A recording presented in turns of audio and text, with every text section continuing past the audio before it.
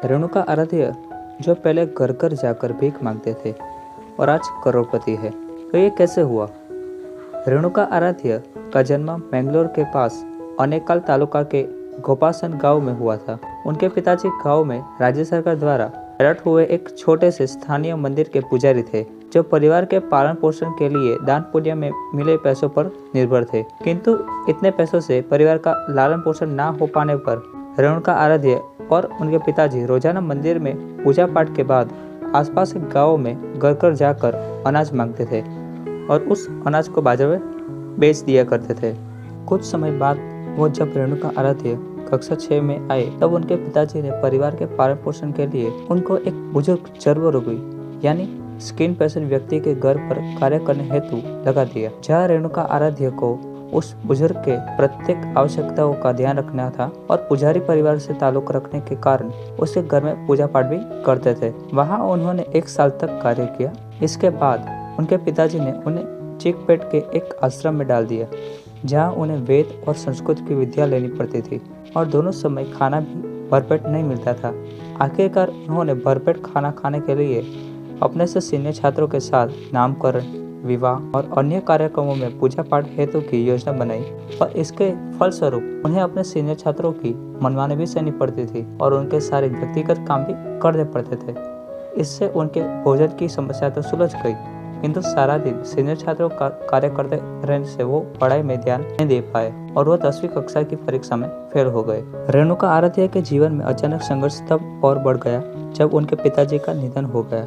बड़े भाई के घर छोड़ देने के फलस्वरूप माँ और बहन की जिम्मेदारी उनके कंधों पर आ गई। फिर क्या था, पढ़ाई छोड़ दी और शुरू की जीवन चलाने के लिए आजीविका कमाने के अंतहीन लड़ाई। सबसे पहले एक छोटी सी कंपनी में हेल्पर का कार्य, उसके बाद प्लास्टिक बनाने कारखाने में कार्य, बर्फ बनाने वाली कंपनी में कुछ समय कार्य किया, उसके बाद कैमरा कंपनी एडलैब में स्वीपर का कार्य किया, उसके बाद श्याम सुंदर ट्रेडिंग कंपनी में एक मजदूर की हैसियत से कार्य किया और अपनी मेहनत के दम पर उसी कंपनी में सेल्समैन की पोजीशन भी बनाई। इसके बाद 600 रुपये प्रति माह में एक सिक्योरिटी गार्ड के रूप में भी कार्य किया और विवाह भी कर लिया। परिवार की इनकम बढ़ाने के लिए सिक्योरिटी गार्ड की नौकरी के साथ कुल 15 रुपये प्रति पेड़ के लिए नारियल के पेड़ पर चढ़ने वाले एक माली के रूप में भी कार्य किया। रेणुका आराध्य के जीवन ने तब करवट ली जब उन्होंने ड्राइवर बनने की ठानी और ड्राइविंग सीखने और लाइसेंस हासिल करने के लिए कुछ पैसे शादी की अंगूठी बेचकर और कुछ पैसे उधार लेकर जुटाए। फिर भी उनकी खराब किस्मत ड्राइवर बनने के बाद पहली नौकरी कुछ ही घंटों में एक्सीडेंट के होने के कारण हाथ से चली गई। इसके बाद एक व्यक्ति ने अपनी ट्रैवल एजेंसी में बिना तनख्वाह फ्री में गाड़ी चलाने का अवसर दिया, जहां उन्होंने पूरी मेहनत से काम किया। धीरे धीरे अच्छी सेवा के कारण यात्री भी उनसे खुश रहने लगे और ड्राइवर के रूप में उनकी मांग बढ़ती चली गई। कुछ सालों बाद उन्हें एक अच्छी ट्रैवल कंपनी में हॉस्पिटल से लाशों को उनके घरों तक पहुंचाने का कार्य मिला, जिसमें उन्होंने लगभग 4 साल तक कार्य किया।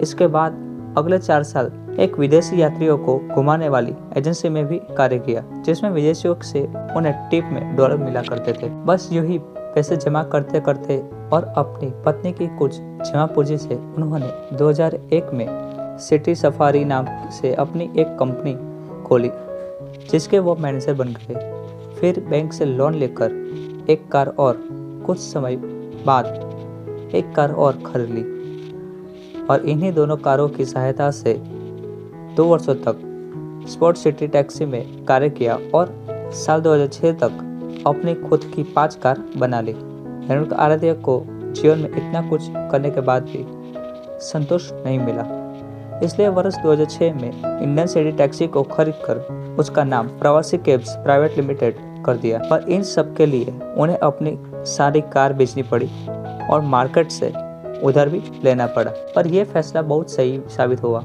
और वो कॉर्पोरेट को अपनी सेवाएं देने लगे और उनकी सबसे पहली कंपनी थी अमेज़न इंडिया और उसके बाद वालमार्ट, अकामाई, जनरल मोटर्स आदि जैसी कंपनी उनकी इंडियन सिटी टैक्सी की सेवाएं लेने लगी। आज उनकी कंपनी की 1000 से ज़्यादा कार है और देश के कई हिस्सों में उनकी कंपनी की ब्रांच है। साथ ही वो 3 स्टार्टअप के डायरेक्टर भी है।